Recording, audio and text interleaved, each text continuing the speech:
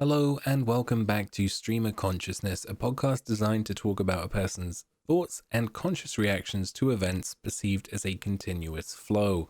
My name is Gideon, I go by Gidawid, and this is the second half of the podcast that I did with Jorbs. If you haven't checked out the first part, that was the last episode, please make sure you do so, and hopefully the context will make a lot more sense of us going into the second half of the podcast.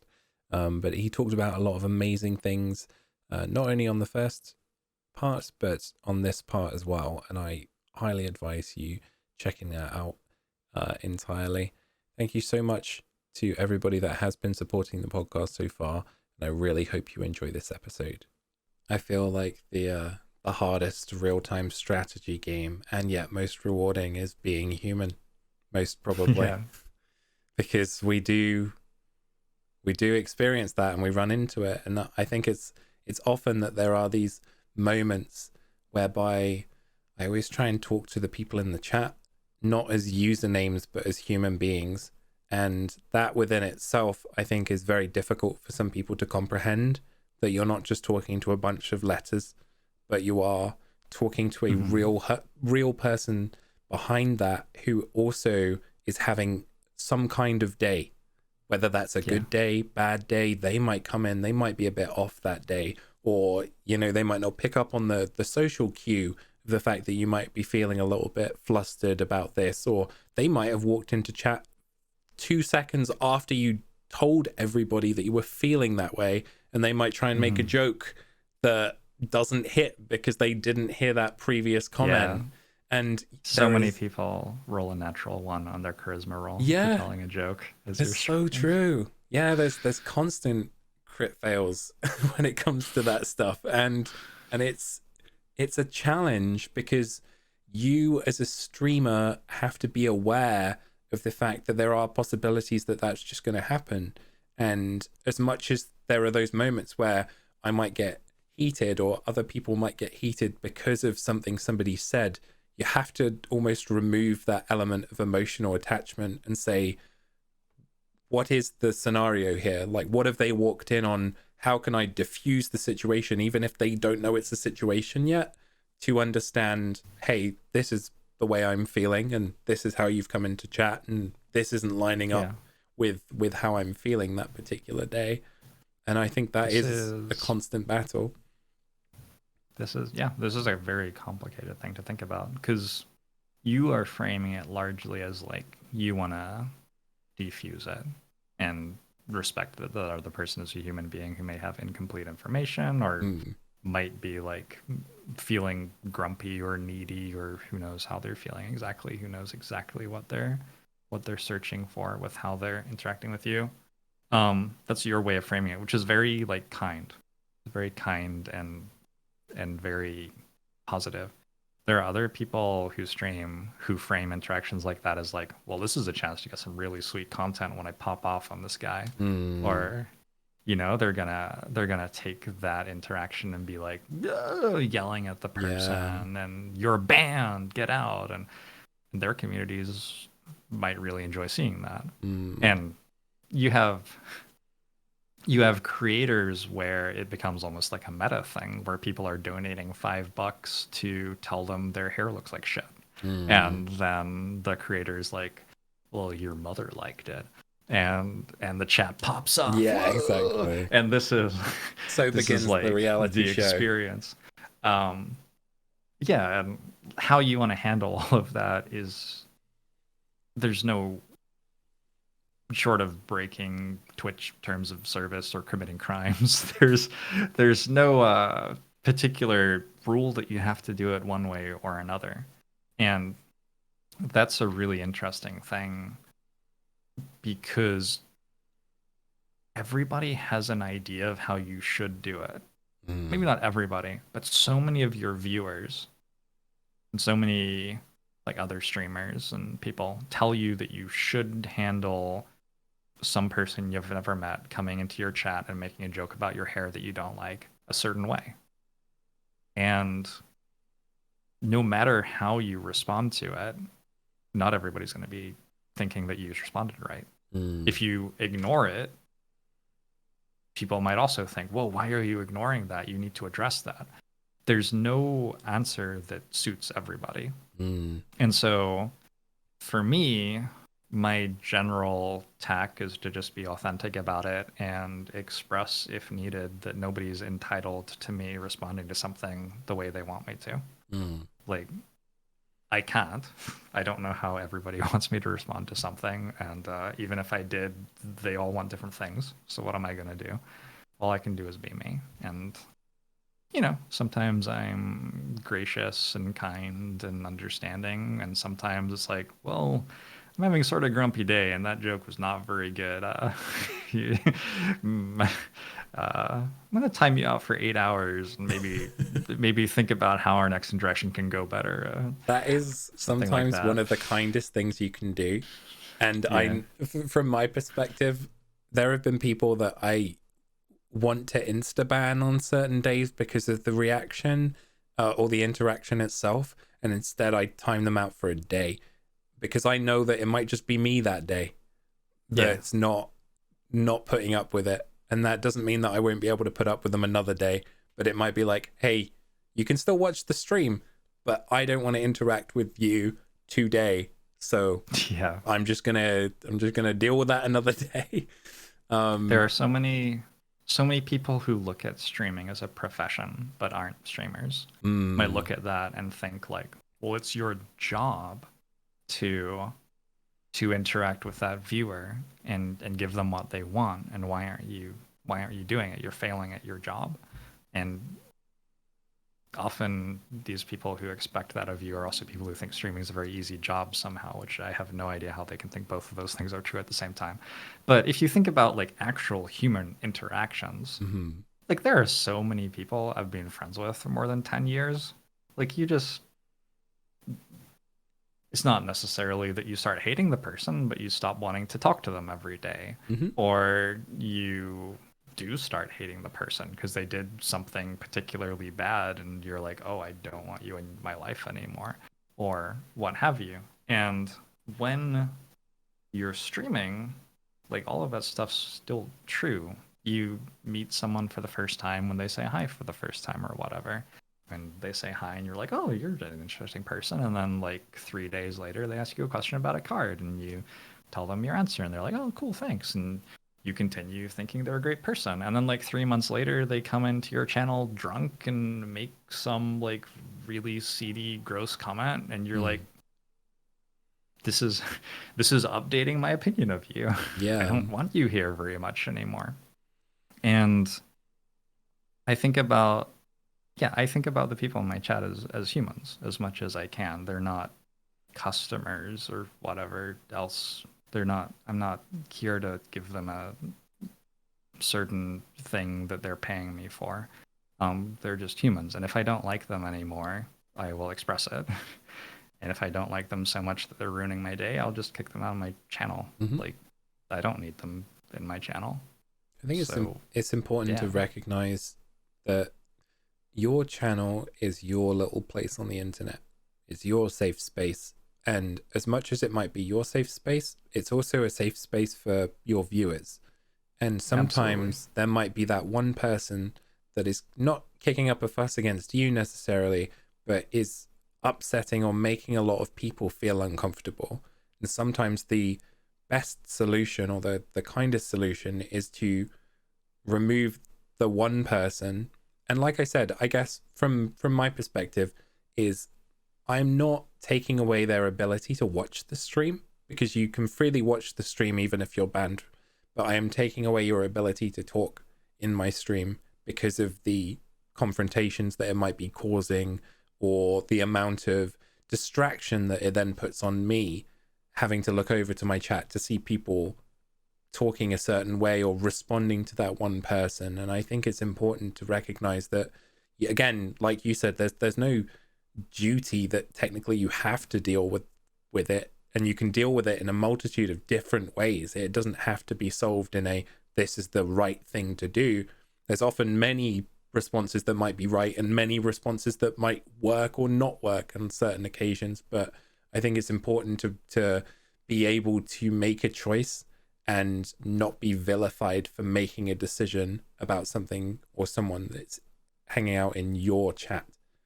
So Yeah, and so much of this is about how people watch streamers and what people expect of streamers. And there's so little conversation about that. Every now and then I see a Twitter thread that's like, here are some public service announcements from moderators. Like, if you do this, you're going to get banned or whatever. But communication about, like, what's sensible etiquette when you go into a new streamer's channel for the first time, you've never watched them before. What's a sensible way to use the chat room? That communication is hard and complicated. Twitch doesn't do a very good job of letting creators demonstrate to a new viewer what their channel is like and what their chat is like when they arrive at the channel. You get like chat rules, which are okay. So somebody has to click OK to a box which says like 4 different things in it when they start chatting. And then you get, from there, they're basically in the deep end. They don't know what the in-jokes are. They don't know what's appropriate or not appropriate. They don't know whether a lot of the viewers of this channel are kids or if it's mostly like a mature audience. They don't know this stuff. And it's hard to... there are so many people doing this all the time. Not like, maybe 90% of them get it close to right, and it's fine. Most of them don't even chat at all, so that's completely fine. But maybe like 5% of them try to chat and it's just the wrong tone for where they are, and it's a little bit of friction. And most of the time it goes away and it's not a big deal. But maybe 1 out of 100 of those people for whom it's a little bit of friction escalates it and gets entitled and is like, well, you shouldn't respond to me like that, and it becomes a thing. And maybe 1 out of 10 of those people who escalates, like, gets banned and then goes to Twitter and calls you names on Twitter and gets into the Discord and starts messing up things in the Discord and sends you a direct message with your family's address. And like, this shit happens, and it's not like every human being does that. It's like, there are 25 million views to my content, right, is what we said at the start of this. And a very, very, very small fraction of people do stuff like this, whether they do it all the time or they're just having a really bad day that day, or who knows. But sometimes it happens, and that stuff's tough. It's just tough to work it out. It's too complicated. It's too unique every time. And yeah, it can be a lot. I think that's why I've always stressed the importance of reading the room when you go into a Twitch chat, because there's so many, like you said, so many variables. And again, you might be walking into an in-joke. People might be reacting in a certain way that day that they never react to in any other day. Like, it just might be that one day that chat was reacting that way, and the streamer was like, this is hilarious, I'll just let this run this one time. And someone might come in the next stream and try and invoke that same reaction, and it just doesn't hit. And I think that's why, like you said, so many people roll natural ones on charisma, because they're potentially trying to play out jokes that worked in the past, or they might have watched one of your YouTube videos from 2 years ago that you said one funny thing, and they were like, this is going to be hilarious if I say this one thing. And you sit there and you go, did I say that at one point? I don't understand the reference. And again, it's about, I think, breaking down the illusion that everything's going to work out between a streamer, because again, people apply this emotional connection to you on a level that you may not understand immediately, and you have to gauge that as a streamer too, and go, how much of this content, how much of my content has this person watched? I don't know how friendly they are in comparison to where I stand. Even the other day I made a joke based around somebody said something about they went and followed the person I was streaming with, my girlfriend, and they said, hey, I just went over on mobile to follow her, and I made a joke to her being like, oh my goodness, people from my stream are leaving to go to yours, you know, like just a joke between me and her. And the person that said that, wrote that in the chat, was like, I'm so sorry, like I didn't mean for it to come across that way. And I realized very quickly that that was on me not explaining the in joke between me and my girlfriend, rather than and using my platform in that respect. I then had to very quickly give context on why I made the comment I did, so that that person understood that it was nothing to do with them. It was me making a joke based on something that would make her laugh in that instance. And I think it's important, like I've said before, communication, context, and compromise. Those three things are so integral to a lot of conversations. And again, that doesn't just come to Twitch chat, that's general talk. That being honest and opening up with people, giving the context behind what you're saying, and then being aware that you may have a differing opinion to someone else, and being able to compromise on those opinions, I think is very important knowledge. It's interesting how easy it is for me to speak about strategy games versus how difficult it is for me to say anything confident about exactly how you're meant to run a Twitch channel. I think different people find different things, and if there is a right way to do it, it's going to be a different right way for everybody, depending on who they are, and I don't know what it is, or what those right ways are. I often get the comment from a viewer who's irritated that I didn't do something for them or something, like, well, you just play games for 8 hours a day. It must be a really easy job. Why don't you have energy to do this thing for me? And I actually play games for like probably 10 hours a day. I play an extra 2 hours of games just in my own time, but I don't get paid for that. I make $0 for doing that. Like I play. They probably play games all the time, and they probably don't get paid any dollars for playing their games either. The part that I'm getting paid money for is the part where thousands of people are watching me, and I'm interacting with them, and I'm creating a show and a community for those people. That's the actual work. And yeah, some people miss that. Name something that you have learned when growing up that helped you when it came to streaming.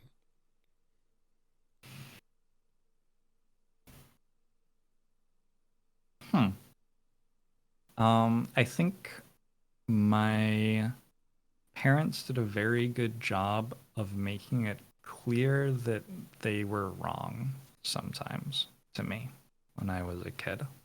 Making it clear that it was okay to be wrong, and making it clear that there are ways to test whether something was correct or not, and if it turned out to not be correct, I was okay. Like, you understand now that it's wrong, and you move on and try to work out what's right. And I think that pattern of inquiry, and also that, like, your parents are sort of figures of perfection when you're a kid or whatever. The idea that parents are just like regular human beings doesn't really occur to you when you're learning to walk and what have you. And so recognizing right from childhood that even things that I respected could be wrong was really important to me in how I view the world now and how I stream as well. As a streamer, I definitely have like self-worth involved in the idea that I'm a figurehead for a community, and lots of people are looking up to me. And I have some self-worth involved in knowing that I'm good at strategy games and good enough that I can play them and explain what I'm doing and people want to watch. But I also don't feel threatened by the fact that I'm imperfect and wrong sometimes. That's okay. I'm a human. And that is the human condition. We're all imperfect and wrong sometimes. And that's been incredibly valuable to me in my time as a streamer, for sure. It's really awesome to hear. I think starting out as a streamer, when I made a mistake, and like 10 people were watching and they saw me make a mistake, I felt awful. Mm. In fact, before I even started streaming, I would record videos for YouTube. And if I was playing through a game for a video for YouTube and I made some awful mistake or lost when I should have won or something, well, delete that video. That's not going up on YouTube. It was like dishonest, and there are all sorts of things wrong with creating content in that way, in my opinion. But nowadays, like there are so many more people watching me and they see me make a mistake and I just think it's hilarious. I'm like, I do the dumb, like a mistake that someone playing the game for the absolute first time would do. I'll just do it. Like sometimes it happens. I'll like just like laugh about it. Like, oh my God, my brain is melting. I, what's, this game is so hard. Even after 5,000 hours, I can still be playing it and just do this silly thing and lose. And that's hilarious. And yeah, coming to terms with the idea that you're not perfect and that's okay, I think is huge for being a streamer. I think especially with the creation of YouTube, obviously with it coming out in 2005, a lot of content that rose on YouTube that I remember was stuff that's based around people doing magnificent things and like being awesome. And hey, I hit this awesome shot, and or this guy scores from the halfway line. It's hey, or they've been shooting takes for 4 hours. Yeah, and they put the one that they got exactly. On the internet. It's here's the perfect shot, rather than hey, here's all the work that went into creating the perfect shot. And I think that was a mentality that got adopted by a lot of younger folks, that they saw, hey, I need to be the best to showcase that I'm good at what I do. And I think a lot of, and maybe that's why I said earlier about hard games don't seem to exist as much anymore, because the amount of people that need to get that instant gratification, it's so much more apparent, I guess, in a younger audience. And when I was talking to Not Queen, who was the last guest that I had on here, and I said there is something about the amount of patience that you learn from waiting for a website to load for 5 minutes. You know, people nowadays wait 5 seconds and they get impatient sometimes. And I might just be saying that being older, but when it came to the idea of having to wait for something to then for it to start up, loading screens, the amount of times that you'd play on a save file and your memory card would corrupt, or you wouldn't be able to save, you'd have to go back to the beginning because the file didn't exist anymore, or God forbid having two brothers and a sister that they'd save over my file, which happened a lot too. You had to be willing to let go of the fact that happens and go, hey, this is okay. I can do it again. I did it before. And I think the importance of that in this day and age is sometimes masked by the idea of needing to strive for perfection, whether that be through Instagram filters or the perfect online media post, or ratioing a Twitter post now of someone going, hey, look, I got this many likes on a post that only had this many likes, or whatever. You know, the idea of being quote unquote better than the norm, or better than each other, rather than just focusing on the fact that if you're genuine and authentic, that people will strive to be like you, or find themselves in what you're saying. And I think the importance of that has definitely been masked a lot by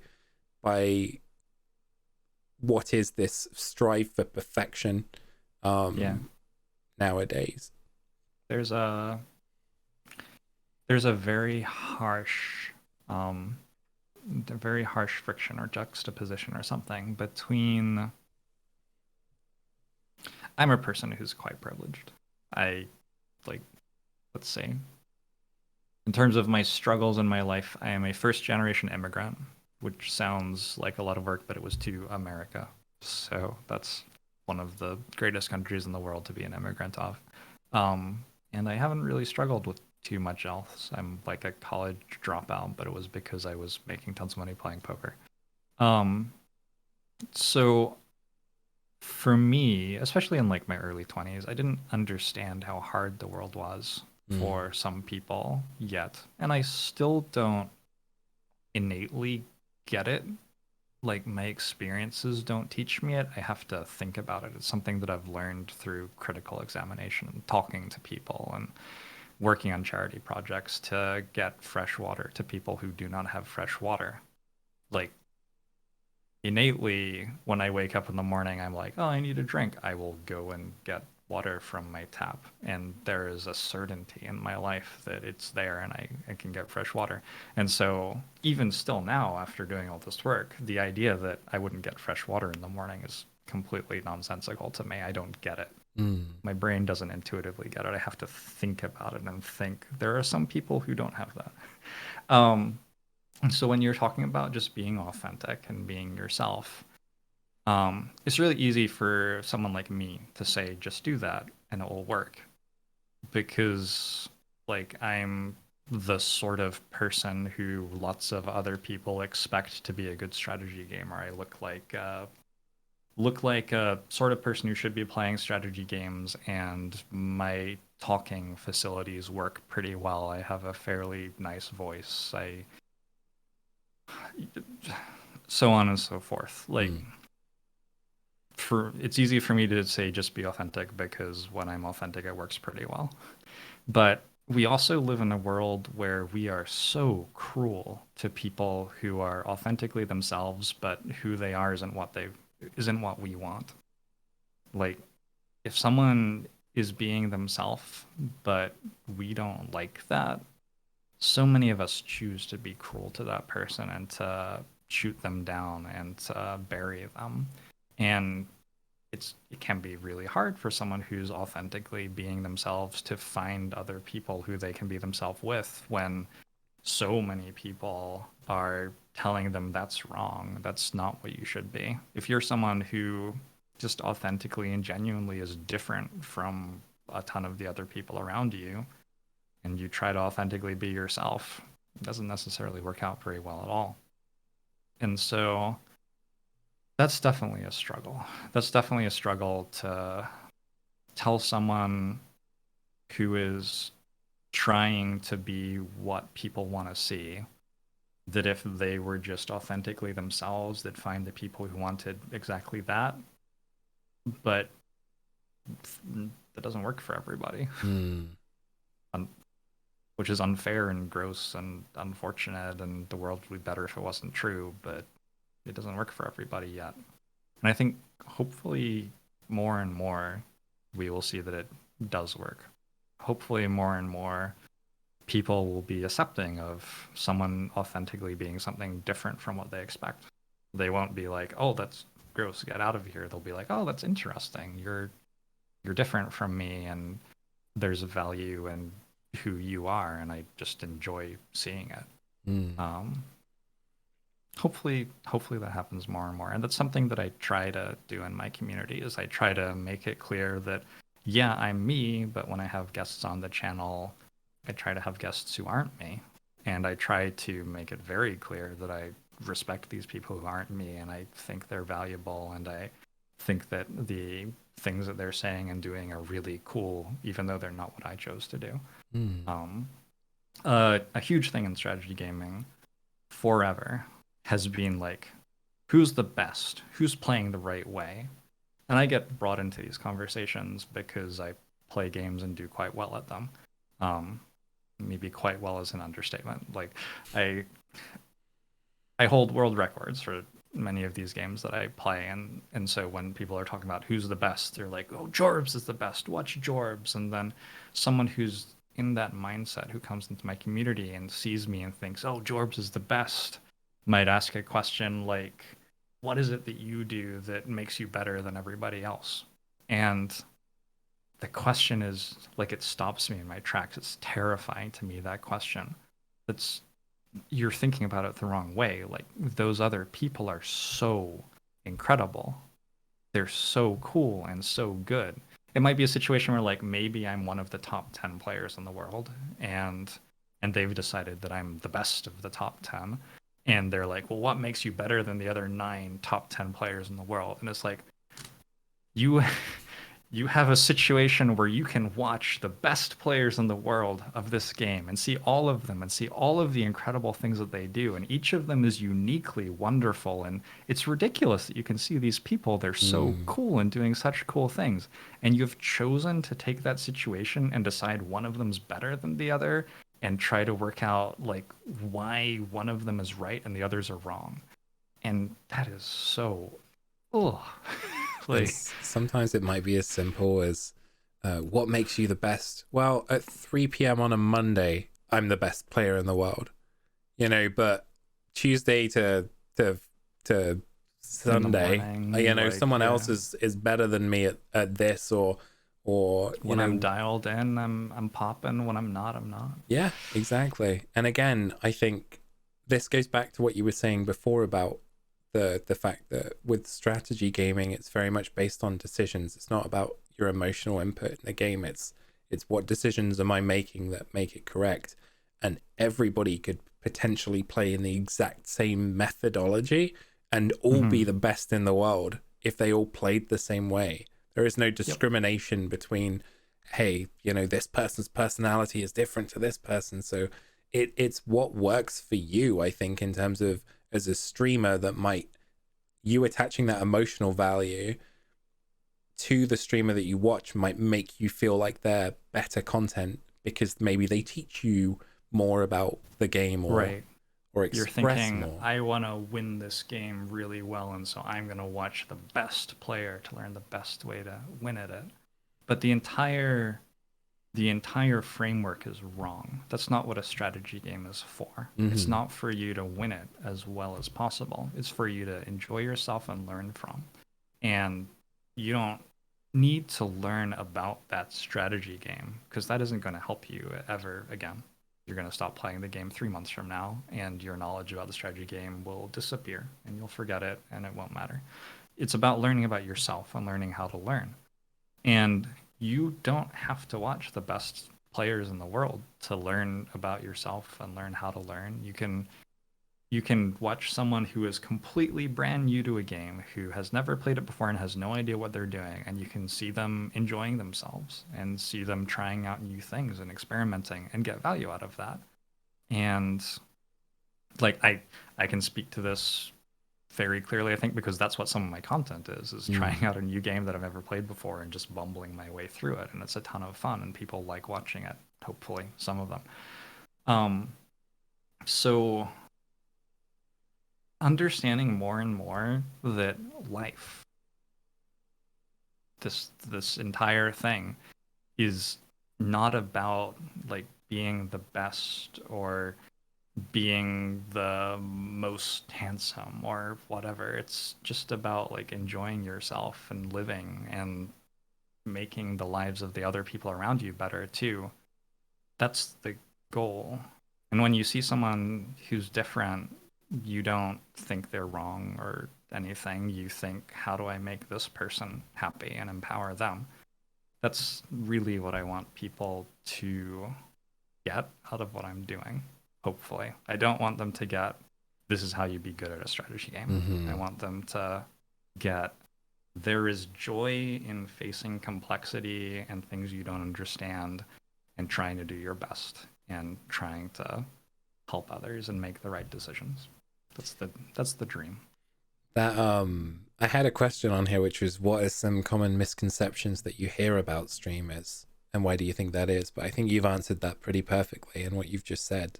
That's definitely a common misconception that somebody needs to be the best, or the person on the most viewership means that they are the best streamer. It's not about that a lot of the time, and like I said, I've definitely met some really amazing people who are not anywhere near high enough on the directory, in my opinion. But again, that is what is it that makes my opinion more valid than somebody else's in that instance? It's whether or not more people relate to what content they're putting out, and hoping. Also, it's just a numbers game over time. Just Mm-hmm. how long have you been doing? How many people have found you? Yeah. It takes a long time for people to find you. So the best streamer on Twitch might be someone with, you know, 100 viewers right now who's been doing it for 3 years, but they're just like playing a game that not many people watch, and they haven't spent a lot of time dedicated to growing their community. Growing your channel's work. Mm. You have to, how are people going to find my channel? When people find my channel, how am I going to introduce them to my channel? How am I going to form my channel around these new viewers? Am I going to, if all of a sudden a year from now, 90% of my channel is people who have been watching me on YouTube for a year, when the 10% who were here already are people who have been watching me on Twitch for 3 years and know everything about me and all the in-jokes, what's my channel going to look like a year from now? How's it going to change? You have to do all that work when you're growing. So yeah, like the size of a channel is definitely not representative of the quality of the streamer, I don't think. There's some correlation, perhaps, but it's more representative of how long the streamer has been putting energy into growing the channel, I would say.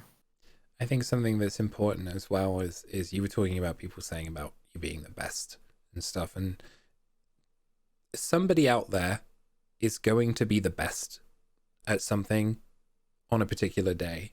But again, it comes down to your context of what is defined as the best. Right, there will be absolutely. somebody out there that jumps the furthest on one particular day in history, and you just won't know it necessarily, because again, you're not everything is recorded, not every single jump is ever seen, and somebody out there is systematically going to have the worst day in history, and again, that might not ever be recorded, that person has had the literal saddest day. But you need to focus on what you can control, which is the fact that if you are remaining authentic and doing what you can to better yourself and try and have the best day you can have, that you might influence enough people out there that they might have a slightly better day than they were having before. And that can mean the world to some people. That can literally change lives. And I think the importance of that is often masked by numbers and whether or not people are hitting certain goals. And like you were saying before about like imposter syndrome as well, it can be so hard to even find joy in what you do sometimes, because you're worrying so much about what people might think of you. And you know, I released a video on this channel the other day, and I talked about it on Twitter, which was the fact that I hadn't left the house in almost 3 months. And it was something that I really battled with myself as to whether or not I was going to bring up in a public setting. And, you know, it was, I don't know if I felt embarrassed about talking about it, but at the same time, I didn't necessarily feel shame, because I recognized that I was in a position in my life where I'm doing a lot in terms of streaming and all this stuff. And it's something that my brain hadn't processed, the idea of going outside because of the pandemic. I think I've trapped myself into the box of this is what I do, this is where I stream, this is where I live, rather than thinking, hey, you need to get out into the world still, like there's more out there for you to witness. And again, I very honestly recorded that walk and recorded sort of 15 minutes of me talking. And at the very beginning of it, I sound like an absolute anxious wreck, and I can hear myself. I'm just not comfortable in the slightest being outside, and I was so worried about the fact that somebody might hear me. And something that I said within that was that I stay within my means, my comfort zone, even though my comfort zone is so incredibly uncomfortable. And I think that was a really important moment for me to recognize that there are elements of myself that I need to adjust, even as someone that is ultimately trying my hardest to be authentic and better other people's lives in what I do on Twitch, that there are definitely still moments that you have to take it upon yourself to realize, like, what is it that makes me happy, and how can I give my best on a day, and that's important. Part of authenticity is being authentically imperfect, authentically unhappy, authentically grumpy and sad sometimes. I I don't know if this is scientifically validified. I read a paper once, like 5 years ago or something, that was about Twitter sentiment. Like people have gotten all into trying to analyze the sentiment of Twitter comments. There's huge money in it if you can work out how is Twitter reacting to an ad campaign. If you can have a computer read the tweets and tell a company, stuff like that.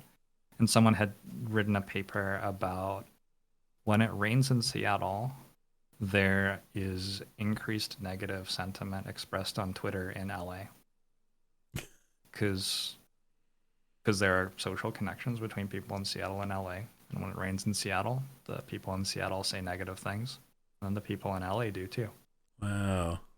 And it's such a, I mean, it like makes sense, and it's also so esoteric and weird and unrelated to normal human interaction and stuff. But for me, that's really stuck with me as an example of like every small bit of sadness that I put out into the world breeds other sadness, and every small bit of joy I put out into the world breeds other joy. And you also have to recognize that the sadness coming to you from other places is going to make you sad, and it's not really your fault.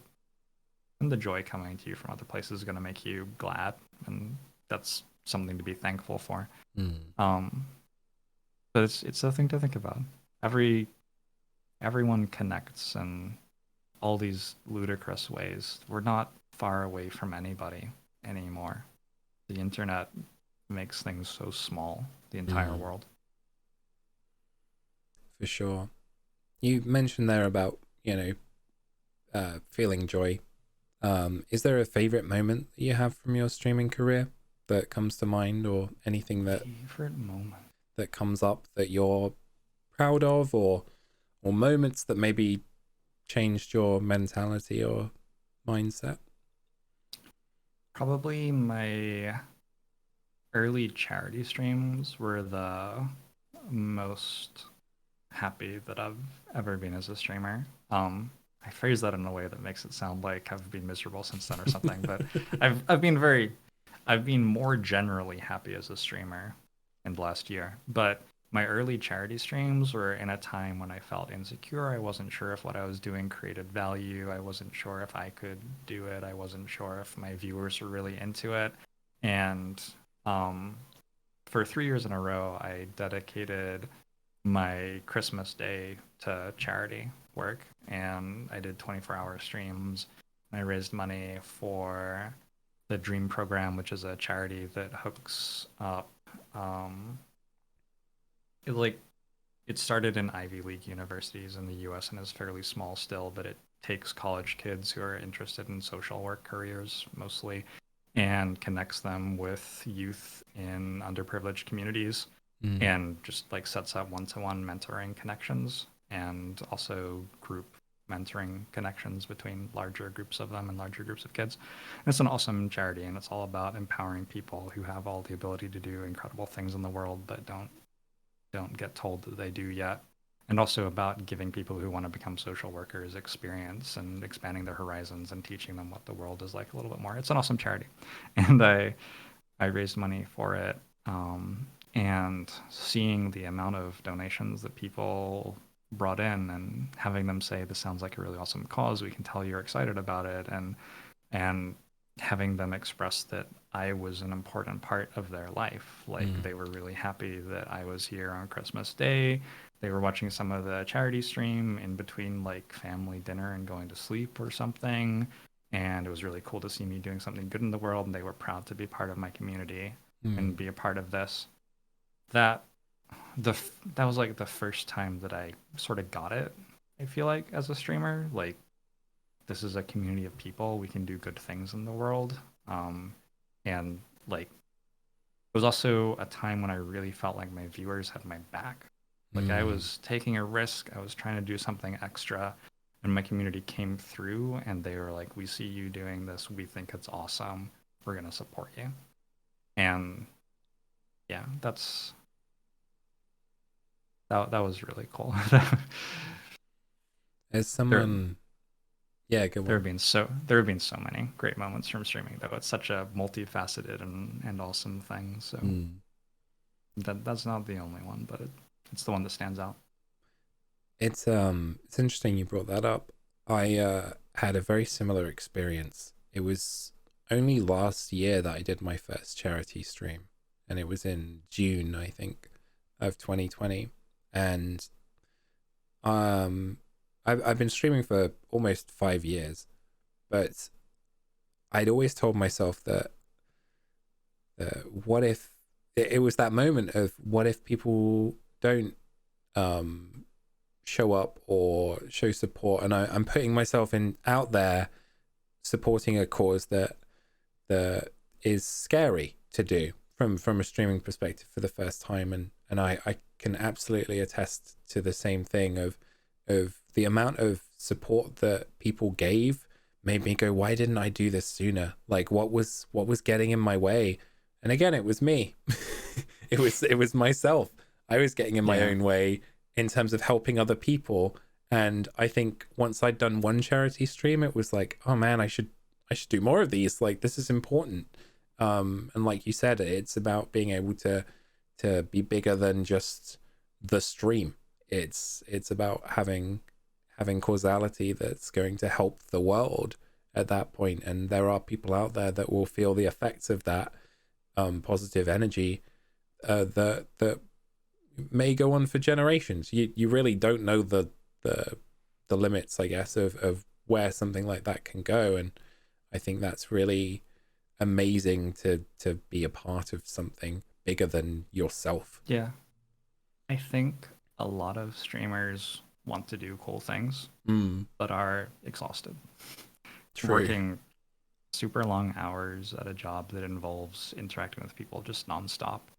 So you end the day and you don't really want to send off a bunch of emails asking people if they'd like to be a guest on your show or come on your Mm, podcast or whatever.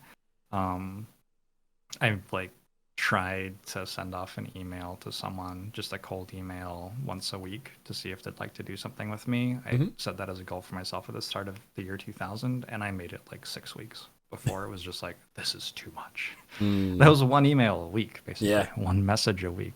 And honestly, the messages resulted in some really cool things. for So I sure. should do that more. But it's tiring. It's a lot of work.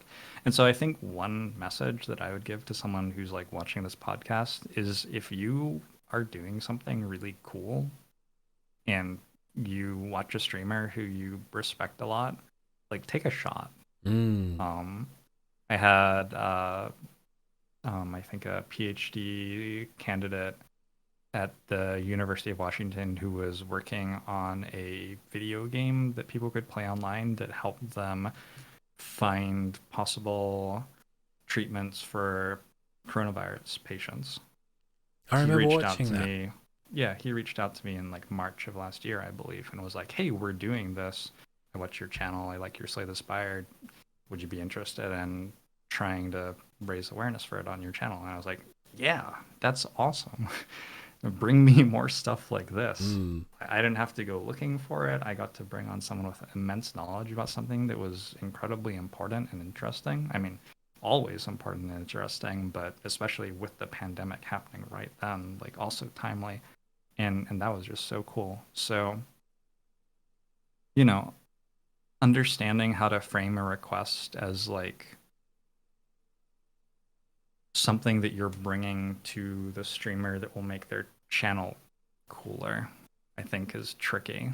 mm. Because I get lots of people who are like, I'm working on a game. Would you like to be a playtester for it? And it's like, well, that's sort of like asking me to do a second job. Yeah. That's a lot of work. Um, but then if you're like, I've been working on a game and we have a Kickstarter for it, could I maybe share it with your community?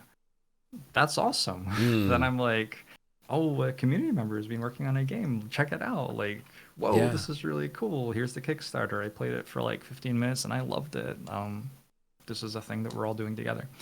So I think people assume that a streamer with thousands of viewers is just inundated with incoming mail and stuff to the point where they won't even read your message if you send them a message. But the reality is, I get like a few emails a day and maybe a couple of messages, and it's really easy for me to read them all. I read all of my YouTube comments still. Currently, I have 25 million YouTube views. It is like 3 minutes a day to read all of my YouTube comments. It's just not that much work. And so if you want to reach out to a streamer, I would say go for it. And I think so many streamers are wanting to do cool things, but are not sure where that opportunity is coming from, or not willing to take the next step on their own or something. And if you have a really cool opportunity and you can present it to a streamer, there's a decent chance they'll say yes. For sure. I think what's important is you said about, shooting your shot. I think another important thing is how you shoot your shot. And that's something that maybe, again, is the whole read the room scenario that we were talking about earlier. It's a lot of people that shoot their shot in such a manner that can instantly deter a streamer from wanting to approach the topic. Even today I played some Minecraft on a server for the first time since we've rebooted it, and I had a lot of fun, and someone joined my Discord to DM me, like only joined the Discord so they could send me a private message saying, hey, you seem like a nice guy. We're making another Minecraft server. Do you want to play on that? We've got someone else that has over 10,000 followers. Like, their shot is very much like, here's some numbers. And also, I think in their shot, they put that they'd messaged over 100 people in DMs. That also is a really easy way of making someone feel not validated, I guess, in terms of, think about the phrasing. I think is the importance. Some part of content creation is like clout chasing to get to a point where you're established, right? I'm not very interested in helping somebody clout chase. Agree. I'm interested in helping someone who knows that they have something cool that they're doing and wants to do it, do that thing. And if you are someone who hasn't gotten clout yet, and so you're needing to grow your channel or whatever, if you have something cool that you have worked out and it is a fully fleshed out idea and you can explain to me what it is and why it's cool, I'm gonna want to do that. It's not about like the numbers. You're gonna use me for viewers, and I don't want you to use me for viewers. That's not the point. The point is like, you're doing something cool. I want to be part of that. I know I've talked about this. I talked about it when Thea was on, but when Nogla was on the channel, before we started filming, I said, I'm still a little bit amazed that I'm sitting here talking to you, Nogla, considering he's got 7 million subscribers. And he said, in the incredibly simplistic way, he said, well, you asked. And like, that in itself, I think, was the perfect summation of I did shoot my shot, but I made sure that I did it in a way that was, firstly, incredibly appreciative of the fact that I'm in a position where I could even ask him the question, let alone for him to take time out of his day to spend it with me, someone who had, less than 400 subs on the channel. I think that is a really easy way to prove the fact that it's not about the number of followers you have as to what drives somebody to come and do a podcast with you or to spend time with you. If you are a good, genuine person, you're going to attract more good and genuine people. And yes, there will be a handful of people in there that are probably in it for the wrong reasons, but it's so easy to see that. And I think that's something else that people often mistake for streamers. They think that streamers don't cotton on or like understand that somebody's going to make that connection of that person's here for the views. They're not here to engage with the content, or as soon as the person with the X amount of viewers is gone, they've gone. It's very easy to tell that stuff. And I think it's important to recognize that ultimately being a part of something, being a part of the community, growing friendship will help drive your content if you are content based anyway. So yeah, there's it's never really been my mode of thought in content creation. How am I going to get more viewers? It's just never really been maybe a secondary or tertiary consideration, but my primary consideration has always been how am I going to create awesome things for the strategy gaming community for this game. It's basically generally what I'm saying. My goal as a content creator is to make complicated things seem simple and inviting. That's basically it. Before we started, I pulled up a website with like streamer info, okay, and I found one on you, and I loved it. It gave me the interesting stuff, you know. Other interests. The only other interest you have is playing guitar. So that how do was. They know that? How did they figure that out? Gaming origins. Jorbs first became interested in strategy games when he was taught chess at 3 years old. Oh, they listened to my podcast, I think. He later got into Magic the Gathering as well as online strategy games. So that's good to hear. Have a Wikipedia or something. Professional gaming is the next step. Okay. He started streaming in September 2011 with the goal of making it into a career. Therefore, and I will read this verbatim, therefore, he set out with aim of acquiring 300 concurrent viewers, as he felt that generate him enough income to get by each month with his basic needs. He never really planned to become rich at streaming. Is that something that has changed over time? The becoming rich at streaming, is that something that you felt I still don't changed? have a house. Someday I might have a house. If I ever have a house in the Seattle area, or honestly anywhere else, I'll feel like I'm rich, I think. I personally love this comment as well. He is known as being one of the top ranked Slay the Spire players in the world. You were known for it, you know, like that being part of the I think they copy pasted that from like an interview that F2K did for me or something. He joined Fade to Karma's stream team. They have my birthday wrong. It's April 21st, not 22nd. Good to know. Got it close though. Yeah, so you're a Taurus, and the only reason I know that is because of one of my exes was a Taurus. We got on very well. Not that I believe in the whole star sign thing, but I like the. Well, there's theory in astrology. Actually, I was born in the southern hemisphere. Okay. And in the southern hemisphere, a lot of the sky is very different, right? Okay. So there's a theory in astrology that actually a southern hemisphere child is the opposite of the calendar for their star sign, which would make me Libra. Which always appealed to me more. Interesting. It would make me a Libra, right? Clearly, I don't care very much about this if I don't actually remember. I'm pretty sure September to October. Yeah. It would make me a Libra. Okay, because I think that I can't remember what it was. Astral sign, whatever the second sign is. Somebody said that I'm a Libra, so that would add up. Oh, well, there you go. Well, I believe. Fair enough.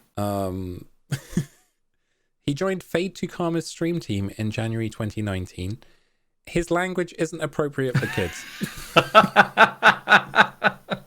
I've been pretty good on this podcast, though, right? You've been great. I just here's the thing: is I don't. There are so many things you can say in the world that are so offensive, so hurtful to people, and I don't think I say any of those things. I just say expletives a lot. But I had this disagreement with my dad when I started swearing as a teenager, I think, where he was like, in my life, the way I was raised as well, the way he was raised by his father, my grandfather, I have always thought that there is pride in being able to be funny and charismatic without swearing. It's always been important to me to be funny and charismatic without being vulgar. And I respect my dad. I love him. He's a mostly good person. But I think the way that he like tells jokes and stuff, often they are hurtful to people. They like put those people down. And he didn't swear while he was saying the joke too, but it was a joke that was at somebody's expense. That seems way more hurtful. Yeah. Than telling a joke that's vulgar but isn't at someone's expense. Which is that's what I try to do. I don't mind if I swear or not, as long as I'm trying to say something that isn't hurtful to another person. I feel as though when it comes to expletives, if it adds color to the sentence, in terms of, you know how in music you might get a note here and there that's added for color, like the blues note. You know, it adds something to the piece. I think that's when it's funniest. And I feel as though, again, that comes with context. And there are certain moments where it'll be really hilarious if you just throw in that expletive, just to really, really add in that moment. And, you know, like, obviously I depends on the day for me as to whether or not I swear. And a lot of the time I just like using my censor button instead, because calling someone a f***ing melon is way more funny for me. It's very funny. But again, I think, again, the intent is there in terms of the context of it being, it's there to add color to the joke rather than to be the joke. And right. I think that's where a lot of people have problems with swearing, whereas realistically it's whether or not you can see the context behind it. Yes, they got your birthday wrong, but they said, and he is in his 30s, which they got right. That is true. I honestly, though, for the younger crowd, like, I don't remember. I feel like once I turned like 25, like, the passage of time basically became irrelevant to me. Once it was like, okay, I'm not going to be a professional athlete. Like, it is at this point clear that I will not be a professional athlete in my life. At that point, it's just like, whatever, I'm living in my body. It's mostly a happy place to be. If anything, I'm learning more about it, and so it's nicer to be in my body because I understand, like, oh, I'm really grumpy. And in my early 20s, I'd be like, oh, I'm so grumpy. But now I'm like, wow, I didn't have breakfast yet. Yeah. Okay. So if anything, I'd say that aging is nothing to be too scared about. I think as we get older as well, like, people say, oh, the years fly by, and it's just a contextual thing. That when you're a baby, you have no concept of time. So if someone leaves the room, they're gone forever, and they're never coming back. Whereas you can contextualize that as you get older and go, hey, they've walked away. They're probably going to come back at some point. Yeah. Whereas in my 30s, it's like my best friend and I don't talk for 3 years, and it's like, well, they're still my best friend. We just haven't had anything to say. That's fine. Whatever. something that's always interested me, and again, this is completely off topic, but it's because I brought up babies. But I feel like there may be some correlation between the side you sleep on in terms of your comfort as to maybe where you were laid that way when you were a child. So let's say I sleep on my left-hand side, maybe I was more comfortable or laid that way when I was a baby, and that's where the comfort lays in that. And I of course, have no means of being like, let me do a quick test on this. But I really hope that someone in the future listens to this young enough to be like, yeah, maybe I'll go into studying a practice on that to see if that's true. I took an elective in college on American childbirth culture. I was the only male in the room. It was awesome. I absolutely loved it. I learned so much. One of my favorite readings from that class was about how a fetus is sharing the same chemical everything that's going on in the body with the mother. And also, when you're a kid in the womb, a fetus in the womb, you do start to develop senses. So, for example, you can hear things that are going on. You can see when it's sunny and sunlight's hitting your mother's belly and stuff like that. And you start to associate the chemicals that happen in your mother with the senses that you're receiving. So if your mother really likes going out for a walk in the sun, then you start seeing things light up and you get happy chemicals, and this pattern happens in your brain where like, okay, so when it gets sunny, I get happy. And the argument in the reading, again, I'm not 100% sure that every time that there's any science about this sort of stuff, I'm like, well, maybe it's been proven wrong, because that seems to be what happens in human psychology. Like every 10 years, we change what's true, or what we believe to be true. But for me, the craziest thing is whenever I hear a certain tone of brass instrumentation, I just feel like the entire world is glowing.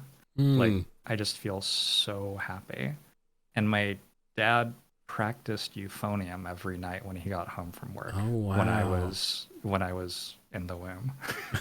And so for me it's like, is that what's going on? Like is this like the me responding to the chemicals of my mother being excited that my dad got home from work? Maybe. I still can't get past the idea of childbirth culture could be another term for semen. And I don't know if your dad would like that joke or not, but that's what was running through my head since you said that. Fair. Yeah, it's a perfect summation of my sense of humor from time to time. That's for sure. Here's a quote as well that apparently you've said. Let's see if you have actually said this, which is, streaming is about using whatever is unique about you to appeal to viewers who are looking for that thing. Work out what that is, who those people are, and work your ass off to build up your thing and get those people to look at you. Yep.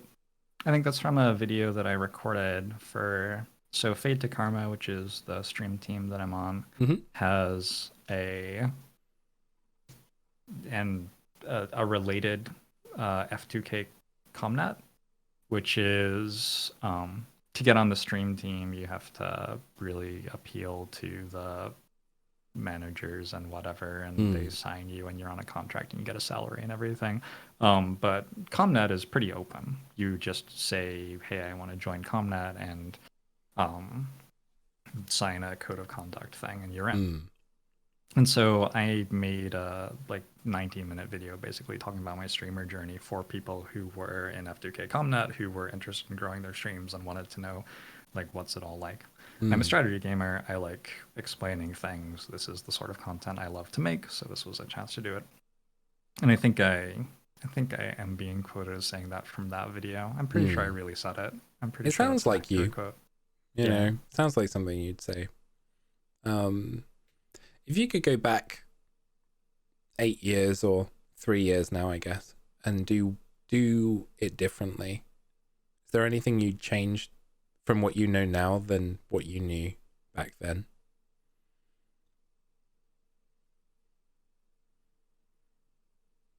The Miss America answer is always a no.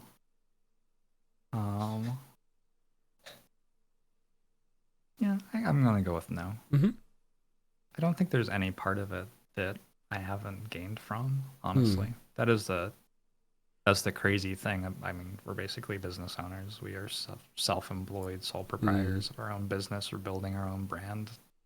If it's not a winning experience, it's still gonna be a learning experience. Sure. If you made a mistake, it's probably because there was a lesson that you had to learn. And I think I try very hard to make sure that I learn the lessons that I'm meant to learn from the mistakes that I make. Then I definitely make mistakes sometimes. But I don't think I've made mistakes as a streamer that I didn't eventually learn from and gain from. They're all mistakes that I had to make. I didn't know how to do this at the start. And I've learned by trial and error and by getting some things wrong and fixing them. So, yeah. I guess with Twitch in general, it's kind of like Slay the Spire anyway. That there's always this climb that we're inevitably going on, and some days are going to be harder than others. Some days you're going to have those debuffs. Other days you're going to get the right relics. But yes, ultimately, and it's okay to lose. That's it. It is okay to lose. It's also okay to lose. Yeah, like I said at the start, they're all the same game. And it's not just like Slay the Spire and other deck builders. Really, it's like all of it.